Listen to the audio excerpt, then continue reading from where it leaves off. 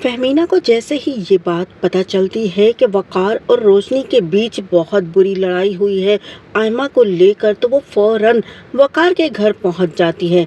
वकार के घर के हालात देखकर फहमीना जहां हैरान होती है, वहीं वो इन दोनों के रवैये को देखकर कहती है कि तुम दोनों लग ही नहीं रहा कि बहनें हो। बहनें ऐसी होती हैं। आयमा, तुम किस किस्म की बहन हो कि तुमने अपनी ही बहन का घर उजाड़ने का सोच लिया। जिस पर आयमा कहती है, मैं क्या करूं, वकार भाई खुद ही मेरे पीछे पड़े हुए हैं, वरना पूछे इनसे, मेरी मर्जी नहीं है। मैं वैसे भी शादी करके यहाँ से जाना चाहती हूँ। फहमीना कहती है, तुमने जो करना था कर चुकी हो। रोशनी रोते हुए कहती है कि फहमीना बाजी, आप नहीं जानती इन दोनों के बीच क्या कुछ चल रहा है। ये दोनों एक दूसरे से मोहब्बत करते थे और मेरी नाक के नीचे ही ये लोग ना जाने क्या कुछ करते रहे और मुझे खबर ही ना थी।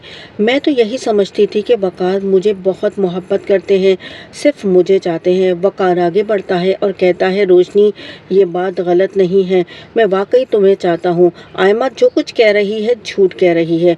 बहुत पहले ही मैं इससे हर किस्म का ताल्लुक ख़त्म कर चुका था। तभी रोशनी कहती है, मगर आपने मुझे बताया क्यों नहीं? मुझे कम से कम आपको बताना चाहिए था। फहमीना कहती है, बिल्कुल ठीक कह रही है रोशनी, तुम उसे बता देते, फिर वो उसकी मर्जी है वो आयमा को यहाँ रखती या ना रखती। अब आयमा को लेकर बड़ा मसला बन चुका है। ना ही आयमा को छोड़ा जा सकता है और ना ही आयमा इस काबिल है कि उसे घर में रखा जाए। इसीलिए रोशनी फैसला करती है कि वो खुद ही इस घर से चली जाएगी, उन दोनों के दरमियान से निकल जाएगी और वो दोनों जो दिल चाहे करें। आयमा कहती है, उसे वकार में कोई इंटरेस्ट नहीं है। वकार उससे मोहब्बत पहले करता था और अब जो कि वो बदल चुका है, तो मैं कहीं और शादी कर लूँगी। वैसे भी मेरा फ्लैट रेडी है, मैं वहाँ चली जाऊँगी। आप रहें अपने शौहर के साथ अपने घर में, आप बिल्कुल भी ज़हमत ना करें और ना यहाँ से जाएं। रोशनी कहती है, मैं तो जा रही हूँ, तुम्हें यहाँ रहना है तो शौक से रहो और अपने सारे अरमान पूरे करो वकार के साथ। फहमीना कहती है, क्या तुम दोनों बहनों ने झगड़ा डाला हुआ है? रोशनी, तुम वकार की बीवी हो, तुम यहाँ से कहीं नहीं जा सकती और तुम्हारी कंडीशन भी इस काबिल नहीं है। तुम वकार के बच्चे की माँ बनने वाली हो, इसीलिए बेहतर होगा तुम शराफत से, इज्जत से इसी घर में रहो। मैं देखती हूँ कि आयमा के लिए क्या बेहतर रहेगा।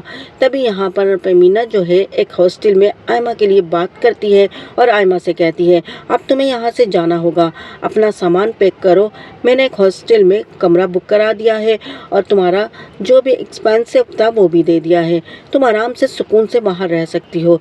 जिस पर आयमा कहती है, मैं किसी हॉस्टल में नहीं जाऊँगी।